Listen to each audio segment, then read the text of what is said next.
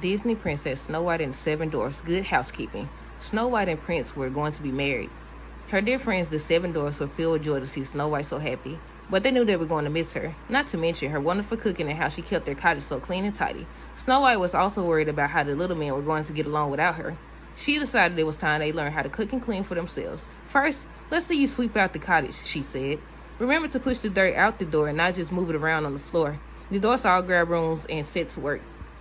Don't forget to open the door first, Snow White added. Then she moved on to the next task.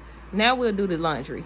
First, you heat the water over the fire. Then you scrub the clothes with a bar of soap, rinse them, and finally hang them on the line to dry.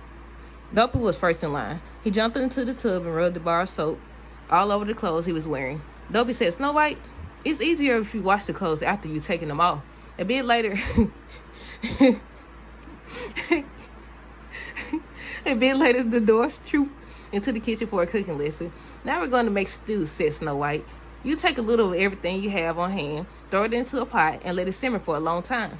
As Snow White was leaving, Doc said, Don't worry, Snow White. We're going to be just fine. Just fine. They got me messing up my words. The next night, the Dwarfs made dinner and invited Snow White and the prince to join them. When the guests arrived, Dopey led them over to the large pot simmering over the fire and grandly lifted the lid.